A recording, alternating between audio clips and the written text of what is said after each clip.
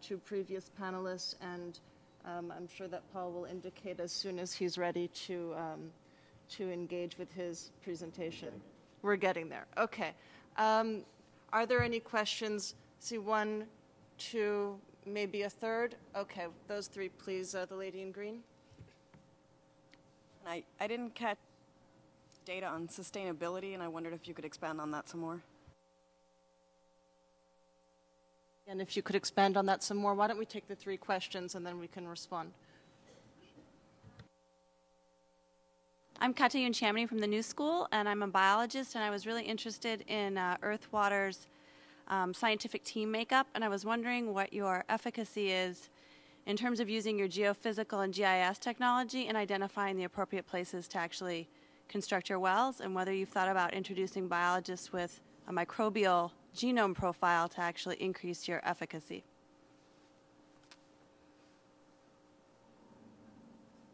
I was wondering if you could, one of you could touch on if there are any impacts in into saltwater intrusion by tapping some of the sources, the groundwater sources.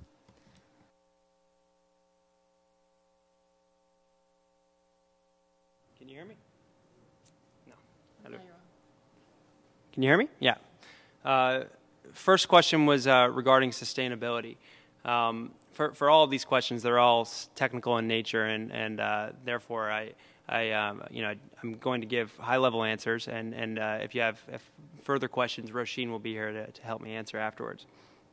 But on the sustainability front, what we do is we measure the amount of water that's infiltrating into the rock and flowing through it, and by looking at where the discharge sources are, we can actually tell what the extent of the resource is that's flowing through an area, and we make sure that by running pumping tests that are according to International Standards Organization pumping tests, we make sure that we identify properly what the sustainable capacity of the well is, and then we take a very safe margin to make sure that we're not ever depleting the water table in the vicinity of the resource. The second question was regarding the biology and whether or not we use GIS in biology and genome. That's what I caught, and to my knowledge, we do not. We make sure that the water that we're taking is in fact potable. All of our contracts stipulate that it needs to be potable water quality. But we haven't introduced a biological element to our team of scientists. Regarding saltwater intrusion, I think that also pairs very well with the sustainability question. If we're accessing the water, on a sustainable basis, then we won't see the saltwater intrusion that can affect wells that are overpumped. But if you don't overpump the well and you make sure you're staying within that safe yield, you don't have those problems. Did you also want to address the saltwater question? We have a different situation in Bangladesh. We have it's a deltic plain, which means that we have a very porous lithology. So any extraction that's happening, and every little centimeter of sea level rise means that the saltwater is intruding northwards.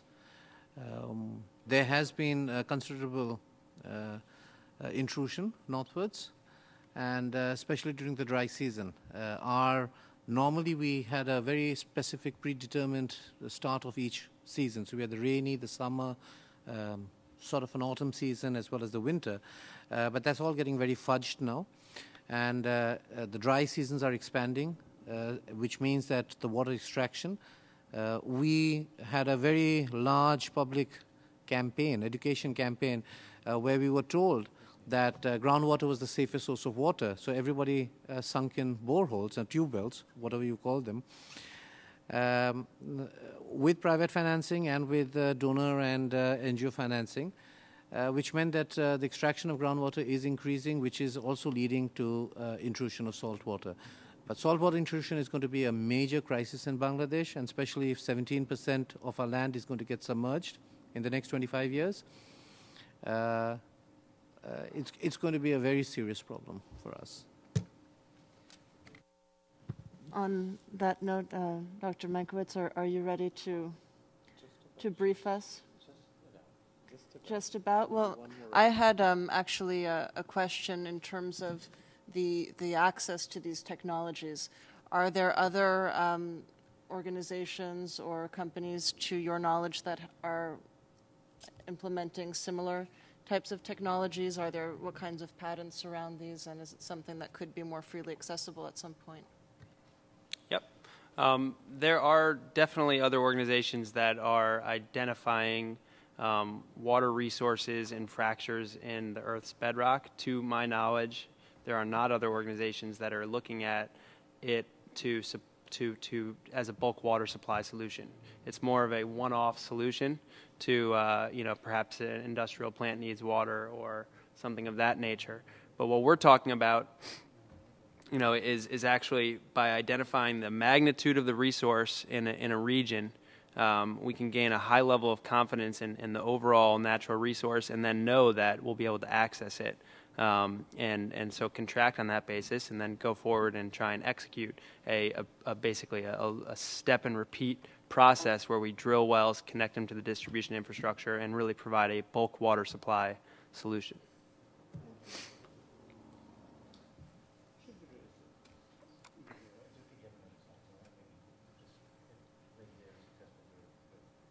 Okay.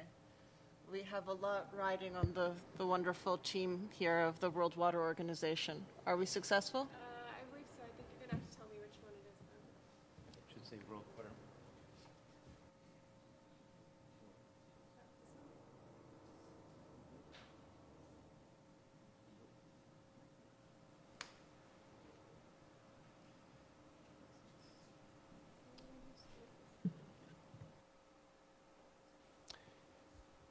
Good afternoon. I'm sorry.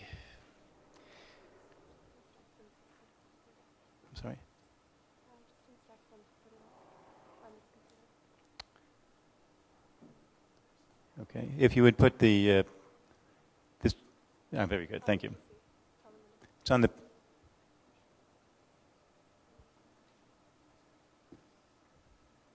I don't care where it is.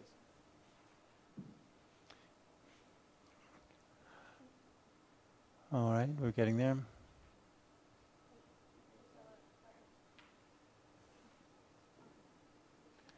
All right, thank you. It's an amazing thing to come from New York City, where literally water was first domesticated at huge scale. Literally, John Jarvis, who built the New York City water supply, foresaw a population of something like 8 million people in this locale.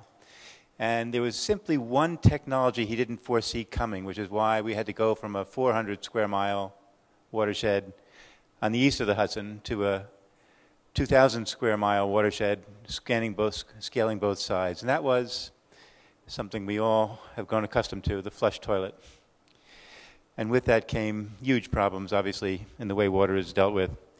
But I'm going to say that really human beings have their hands in something like 40% of the net primary productivity of the earth.